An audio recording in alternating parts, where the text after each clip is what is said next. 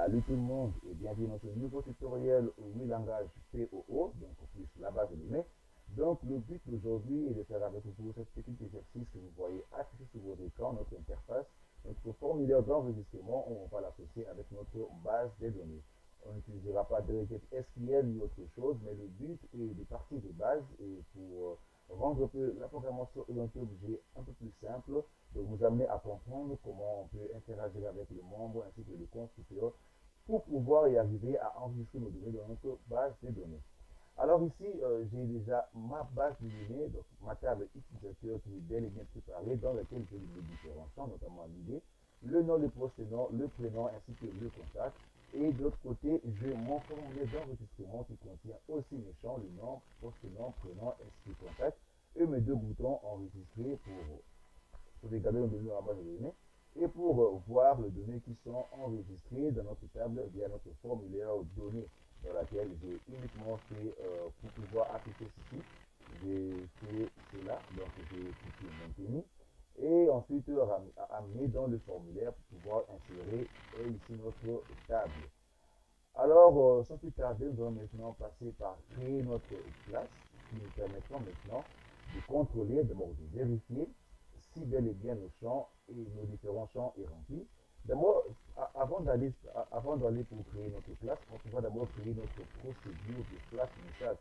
Souvenez-vous dans le tuto précédent que je vais faire, donc on a créé une procédure qui contient en fait nos messages, nos différents messages d'alerte, dans laquelle on va pouvoir l'appeler partout où on veut dans la structure de notre code. Alors, je vais commencer par créer une procédure. Je dis flash message.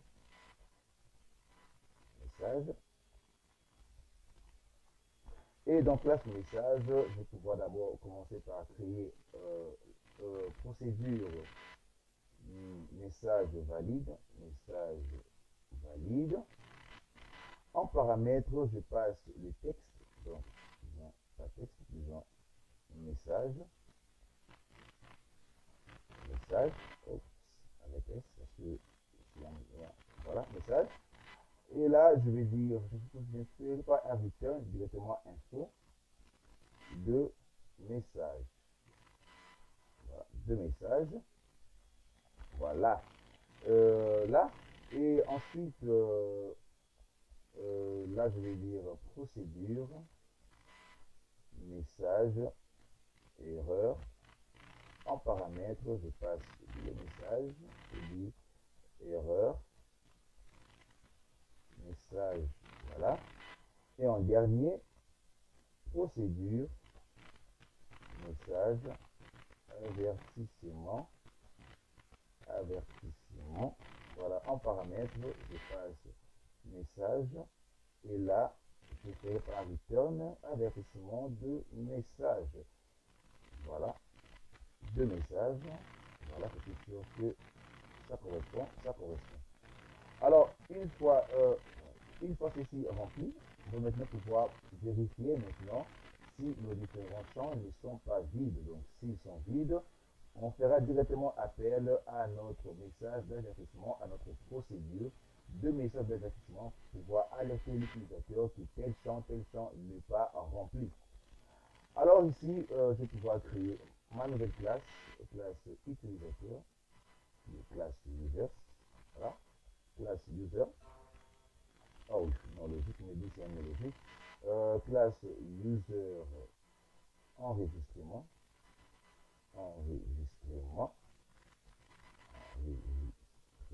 voilà, user enregistrement. Et là, donc, j'ai ma classe user enregistrement. Je commence par déclarer mes membres. Dans public, j'ai le nom qui est une chaîne. Donc, ensuite, le post-nom, une chaîne aussi. Le prénom, également une chaîne. Et contact, non, numérique. Là, numérique. Voilà, j'ai ici mes membres publics, nom, post-nom, prénom, donc qui sont dans la portée publique qui seront accessibles partout où je peux les appeler, pardon. Voilà, ici maintenant dans le constructeur, on va maintenant pouvoir passer nos différents membres. Donc, nom. Ensuite, prénom. On a ensuite, prénom. Et on a contact. Voilà, on a contact. On va pouvoir commencer par vérifier. Je dis ici non. Égal ici. Alors, on fait appel à notre message avertissement et on passe notre message, attention, le champ non et vide. Voilà, ici. Sinon, si le poste non aussi est vide, alors on fait appel à notre message avertissement. Je vais pouvoir copier ceci. Voilà, attention, le champ poste non est vide. Sinon, si ensuite on a prénom égal à ceci, alors je fais appel à ceci et on dit prénom est vide. Sinon, si le dernier contact, on va quand même passer le message, attention le champ contact est vide, et là, et voilà. Bon, maintenant, vérifier si bel et bien ceci marche. Alors, vu qu'on a créé notre classe users enregistrement, et on a ici notre constructeur dans lequel on a passé nos différents membres dans le constructeur, et on a ensuite passé une vérification pour vérifier si bel et bien nos membres reçoivent deux valeurs ou pas. S'ils ne reçoivent pas des valeurs, c'est-à-dire s'ils sont égales à vide, on fait appel maintenant à notre message avertissement compte tenu de notre procédure globale message avertissement. Alors ici, depuis notre bouton enregistrer, on va commencer par initialiser, instancier notre classe, donc instancier notre classe, user enregistrement. Et pour instancier notre classe, on va créer un objet, donc objet, users, users enregistrement, et ensuite on passe nos différents champs. Donc on passe maintenant nos différents champs, le nom, le prénom et ainsi que le contact. Et là, ici, nom, post-nom, prénom et contact. Voilà, on va tout séparer. Voilà, ranger propre. Et voilà, on a ceci. On peut maintenant exécuter le programme. Oups, je reçois le message d'erreur. On va d'abord vérifier ceci. Le paramètre d'appel du code déclaration des flash messages sont incorrects. On attendait un paramètre et on a reçu 0. Alors, pourquoi ces messages d'erreur? On va vérifier ici. Voilà. Donc là, disons, j'ai mis notre procédure message valide depuis la déclaration globale, ici, déclaration de classe message. Et voilà, ici, vous voyez qu'il y a déjà, ici, vous voyez les autres sont dans procédure globale, mais là, il n'y a pas procédure globale parce que lui commence par l'enquête. Donc ici, je vais déplacer et pouvoir le mettre ici pour l'appeler étant que procédure globale. Je suis rassuré que ceci va bel et bien marcher. Voilà. Et je clique sur le bouton, je reçois le message, attention, le changement n'est pas saisi. Je remplis le nom, je respecte, je remplis le nom. Je clique à nouveau et je reçois le champ poste nom et vide. Oups, je respecte, je remplis le poste nom. Et je clique encore à nouveau, je reçois le prénom et vide. Vous voyez qu'il n'y a pas respecté l'encodage. Donc le prénom, voilà, je remplis. Je me dis, ah oui, tiens, donc le contact aussi est vide. Donc je remplis aussi le contact et là, je ne reçois plus de message d'erreur, ni d'avertissement, ni de validation. Alors, une fois vérifié que cela fonctionne bel et bien très bien, et maintenant, ici, nous allons maintenant passer par initialiser maintenant nos différents champs. Donc là, on a passé nos différents champs dans le constructeur maintenant. On a vérifié ensuite que nos différents champs s'ils reçoivent le paramètre. Donc on a vérifié nos différents membres s'ils reçoivent le paramètre depuis notre formulaire, depuis nos champs dans les formulaires. Et ensuite, une fois cela est fait, maintenant on va initialiser nos différents champs. Donc pour voir l'histoire de affecter nos différents champs de notre table utilisateur à nos différents membres publics. Donc pour cela, je vais le faire ici. Donc, sinon, oups, voilà, ici. Voilà, oups, voilà, le faire à cet endroit. Sinon, on dit utilisateur, donc je fais appel à ma table utilisateur, point le nom, qui est égal maintenant au nom de notre membre, donc du constructeur. Et là, non, ici je dis utilisateur, point poste nom, qui est égal à poste nom. Et ensuite, utilisateur, point prénom, qui est égal à notre prénom.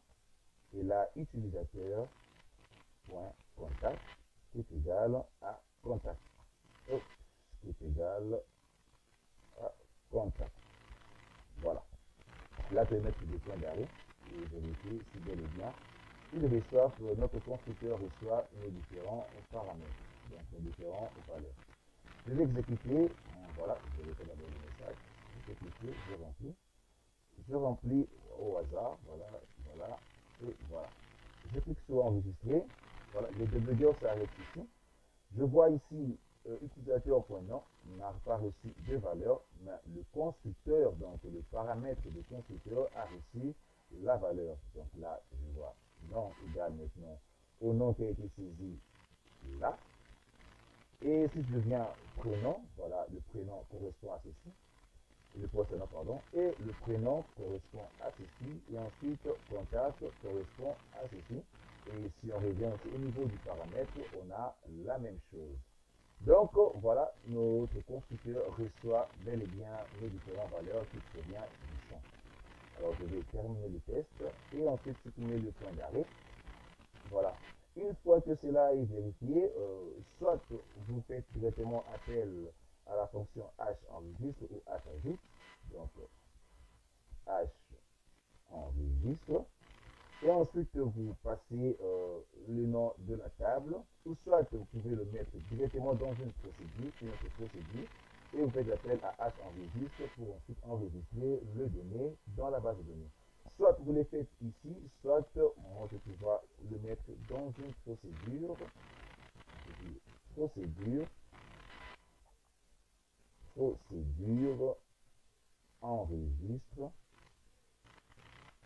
enregistre, voilà, je dis h enregistre utilisateur. Et là, au niveau de mon objet, donc j'ai objet user, et ensuite je fais appel à enregistre. Je vais un peu changer les noms, je vais un peu différencier. Enregistre utilisateur. Là, enregistre utilisateur, et là, je le mets à cet endroit, je fais une procédure, je ne dis pas de parenthèse, et je peux exécuter. Voilà, exécuter, et ensuite remplir le champ. Voilà ceci. Voilà. Voilà. Et 1, 2, 3, 4, 5. Enregistrer. Oups, je ne vais faire pas de message de validation. Alors, pourquoi ce problème? J'ai objet user. Voilà. À ce niveau, j'ai procédure enregistrer utilisateur. J'ai enregistre. Oups. Donc, les données sont enregistrées, mais je n'ai pas vérifié la base de données. Non, et ensuite, je n'ai pas aussi renvoyé le message. Okay. On va renvoyer un petit peu le message ici. Message valide. Je dis enregistrement effectué. Voilà. Je vais pouvoir à nouveau exécuter et changer les valeurs. Voilà. Voilà, voilà, voilà, voilà. Enregistrer, voilà.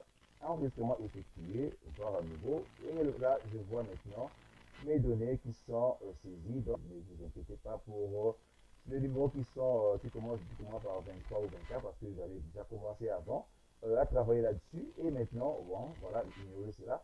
Et chez vous, je suppose que ça commencera par 0, 1, pardon, 1, 2, 3 et 4 jusqu'à l'infini. Voilà, ici, on a maintenant nos valeurs qui sont enregistrées dans notre base de données. Et là, et bien, je pense qu'on a fait le tour avec vous dans ce nouveau tutoriel qu'on a vu ensemble avec vous comment utiliser la programmation Orient Objet pour pouvoir enregistrer une vidéo dans notre base de données. Je pense qu'on a aussi vu ensemble avec vous comment on peut ramener ceci pour ne pas répéter à chaque fois info ou erreur ou avertissement dans la structure de code, plutôt que de le mettre maintenant dans des procédures pour pouvoir l'appeler et ensuite passer le différents paramètres. Alors, je pense qu'on a bel et bien compris avec vous. Succès, je vous dis à très bientôt pour de nouvelles tutoriels qui viendront. C'est toujours la programmation orientée objet avec la base de données. Je sais qu'il y a de nombreuses façons de faire cela. On a choisi cette façon de faire pour un peu rendre un peu la programmation simple, mais il y a plusieurs façons de le faire. Libre à vous de le faire si vous voulez plutôt passer au niveau du constructeur, ignorer le constructeur et puis le faire directement via une procédure. En tout cas, libre à vous de faire. Et sur ce, moi je vous dis à très bientôt pour de nouvelles vidéos et portez-vous bien. Et je vous dis ciao ciao.